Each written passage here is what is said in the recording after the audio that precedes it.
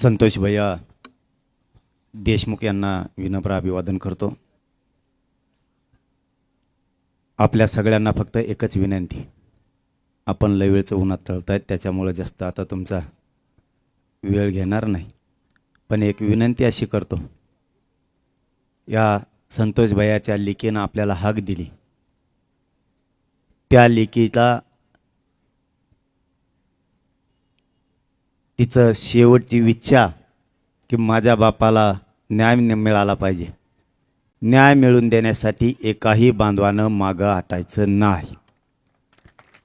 काल त्यांची आणि मुख्यमंत्र्यांची भेट झाली। मुख्यमंत्र्यांनी त्यांना शब्द दिलाय की एकालाही याच्यातल्या सुटू देणार नाही, जेवढी साखळी आहे ती सगळी साखळी पकडली जाईल। या शब्दाला मुख्यमंत्र्यांनी शेवटपर्यंत खरं भरावं। याच्यातला आणि सोमनाथ सूर्यवंशीच्या हत्येमधला एकही आरोपी सुटला तर मात्र अण्णा सरकारची गाठ आमच्याशी आहे। आपण मात्र शब्द दिलेला आहे कुटुंबाला, जीवाजीव असेपर्यंत हा समाज तुमच्या पाठीशी राहील। आणि धनंजय भैया तुम्हाला जाहीरपणानं पुन्हा एकदा सांगतो, वैष्णवी ताई समोर, संतोष भैयाला न्याय मिळेपर्यंत या राज्यातला एकही माणूस एक इंच सुद्धा माग हटणार नाही। मला फक्त एकच मुद्दा आता क्लिअर करायचा आहे, ह्या धनंजय मुंडेने जे प्रयोग सुरू केलेत, या धनंजय मुंडेने जे षड्यंत्र सुरू केलेत आणि ते जो लोकाला सांगतोय आता रास्ता रोको करा, मोर्चे काढा, आंदोलन करा, हे धनंजय मुंडेचं काम आहे, दुसरं कोणाचं नाही। धनंजय मुंडे तुमच्या लक्षात येत नाही, तुम्ही जास्त खोलात चाललाय। ही जर रूढ तुम्ही अशी पाडली, संतोष भैयाच्या पाठीशी उभा न राहता आरोपीच्या पाठीशी उभा राहायचं काम तुमच्या लाभार्थी टोळीकडून जर तुम्ही सुरू केलं आणि याच्यानंतर जर तुमच्या घरातला कोणी मेलं तर मराठ्यांनी सुद्धा असेच मोर्चे काढायचे का? हा महाराष्ट्र धनंजय मुंडे नेमका कोणत्या बाजूला घेऊन चाललाय? आपण मंत्री पदावरती आहेत, संविधानाची शपथ घेतली, या राज्याचा प्रमुख व्यक्ती म्हणून आपण काम करता आणि तुमच्या लाभार्थ्या गुंड टोळीला तुम्ही राज्यात आंदोलन करायला लावता आणि आरोपीला साथ देता। ही चाललेली दिशा धनंजय मुंडेची चांगली नाही। जर राज्यात रूढ पडली, कोणाचा माणूस मेला किंवा मारला तर आरोपीला साथ द्यायची, तर सगळ्या जाती धर्माचे लोक इथून पुढे तसंच करायला सुरुवात करतील। माणूस मेला किंवा मारला की ती जात त्या आरोपीच्याच बाजूने उभा राहणार। आणि या राज्यातलं आणि देशातलं पहिलं उदाहरण आहे की धनंजय मुंड्या या गोष्टी त्या गुंड टोळीच्या जीवावरती घडून आणायला लागलाय। मी काय बोललो त्या दिवशी परभणीला? अण्णा फोन चालू आहे का? मी परभणीला त्या दिवशी काय बोललो? धनंजय देशमुखांना त्या धनंजय मुंड्याच्या लोकांना धमकी दिली। या राज्यातले लोक म्हणतात, जर संतोष देशमुखांच्या वेळेस त्याच वेळेस अॅट्रॉसिटी ऍक्ट दाखल झाला असता तर आपल्या संतोष देशमुखांचा खून झाला नसता। जर तो गुन्हा दाखल करून घेतला असता तर संतोष भैया देशमुखांचा खून झाला नसता। तसंच पुढे आम्ही सुद्धा डोक्यात आणलं, जर पोलीस स्टेशन मध्ये आरेरावी धनंजय देशमुखांना त्या धनंजय मुंडेचे लोक धमकी द्यायला लागले आणि आपण जर बोललो नाही तर तसाच जर हा खून झाला तर लोक म्हणतील वेळीच जनतेने सावध व्हायला पाहिजे होतं। तुम्ही धनंजय देशमुखांना धमकी देता, गुंडाला बोलायचं नाही, गुंडाला बोलायचं नाही। काय चूक केली? वंजाऱ्याला धमकी दिली का? कुठल्या धनगराला, दलित मुस्लिमाला, मायक्रो ओबीसीला. अरे धनंजय मुंडे, आमच्या रक्तात नाही येते. आमचे रक्त पवित्र आहेत. आम्ही नाही जातीवाद करत. आतापर्यंत एकाही जातीला दुखवलं नाही. होय, नेत्याला मी सोडत नाही, सोडणार सुद्धा नाही. जातीवाद हे आम्हाला शिवत नाही. तुझं पाप झाकण्यासाठी आता ओबीसीचा आसरा घ्यायला लागलाय धनंजय मुंडे. तुझं पाप झाकायसाठी ओबीसीचा आसरा घेणार आणि पांघरून घेतोय की ओबीसीवर अन्याय होतोय. ओबीसीचा काय संबंध याच्यात? खून करणार तुम्ही, पापी बांधणार तुम्ही आणि याच्यात ओबीसीला ओढणार. आम्ही कुठल्याही जातीला बोललेलो नाही आणि कधी बोलणार सुद्धा नाहीत, पण गुंडाला सोडणार नाहीत. माझ्यावर किती केसेस केल्या, आता केसेसचा सपाटा उठला आहे माझ्यावर. पहिलेच तुमच्या मुख्यमंत्र्यांनी माझ्या मग यासाठी लावली. त्याला भय नाही, मी इथं केसेल आणि पिसेल भेट असतो.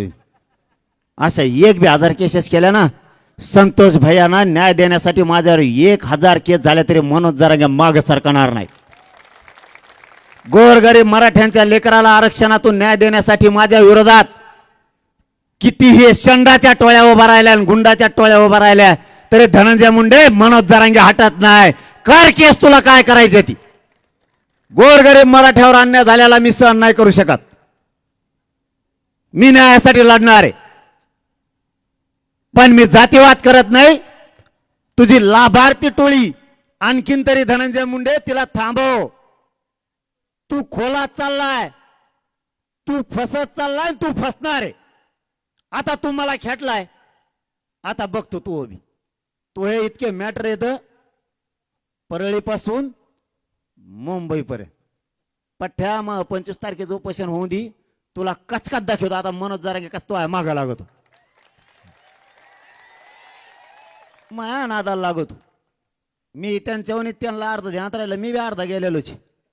मी बी काय सुईचा नाही. मी 25 दिवसात त्या धन्या मुंड्याचं नाव घेतलं का? तोंड सुद्धा नाव घेत नाही तो यासारख्या नासक्याचं.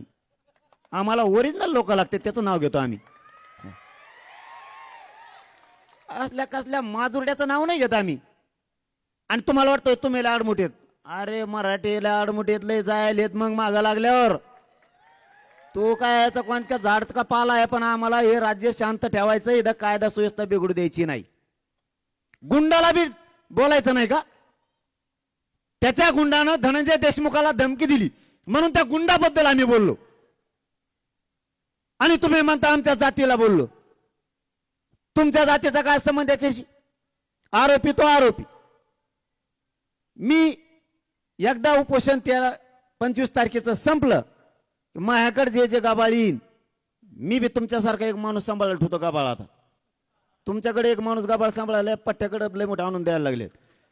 इंग्लिश सोडून देतो, मराठी धरतो. याचा भुकटाच वाजतो मी बी. आता तो नादी लागलाच ना, नसतं एका थोपाडावर नाव घेतलं नाही राव मी. 20-25 दिवस झालं तू मंत्री होय, आमदार होय, सरपंच होय, नाही तिकडे वाड्यावाड्याने हिंड. मला घेणं काय तो?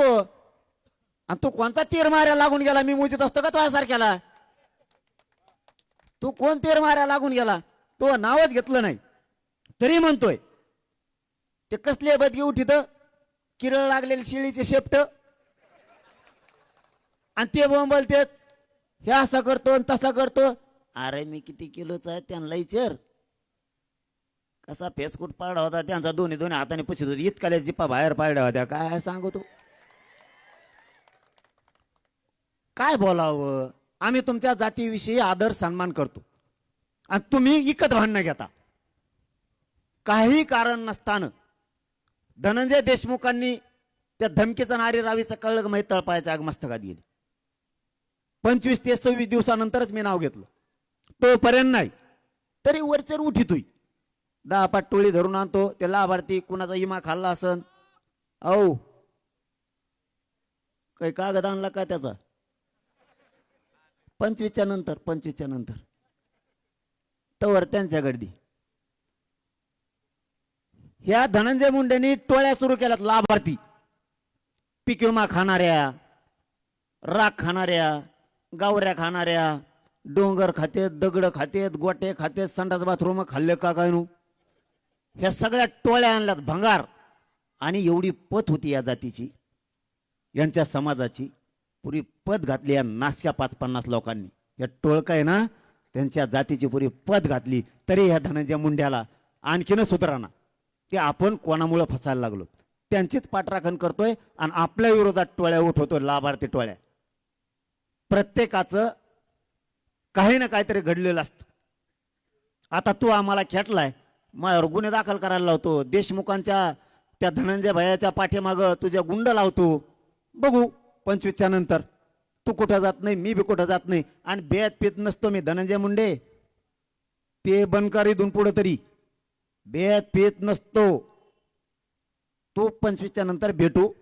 आता जरा यागळ्या याच्यातच भेटावं लागेल, ते लय चाबरेत, तसंच भेटायला लागेल मला असं वाटतं आता. कारण आपण येतं मोकळ्या मनाचे, आपण जातो खरं बोलून, खरं पचाना. खरं पचत नाही, यांना खरं पचायलाच तयार नाही, हे खरे हकीकत मान्यच करायला तयार नाहीत. आता 25 तारखेपर्यंत शांत राहतो. एकदा माझं गोरगरिबांचं एवढं आरक्षण एकदा 25 जानेवारीच्या उपोषणाच्या नंतर झालं की आपण कायदेशीर भेटायचं म्हणतोय, तो कायदेशीरच भेटू. आता त्याला माझी हात जोडून तुम्हाला सगळ्यांना विनंती आहे, देशमुख कुटुंबियाच्या पाठीशी शेवटपर्यंत त्या वैष्णवी लिकीनं आपल्याला हाक दिलेली, सगळे ताकदीनं न्याय मिळेपर्यंत तिच्या पाठीशी उभा राहा, सूर्यवंशीच्या पाठीशी उभा राहा, ही तुम्हाला हात जोडून विनंती करतो आणि थांबतो. धन्यवाद. जय शिवराय. देश विदेशातील प्रत्येक घडामोडींचे लाईव्ह अपडेट मिळवण्यासाठी आता साम टीव्हीच्या सर्व सोशल मीडिया प्लॅटफॉर्मला लाईक, फॉलो आणि सबस्क्राईब करा. तसंच सर्व नोटिफिकेशनसाठी बेल आयकॉन प्रेस करायला विसरू नका.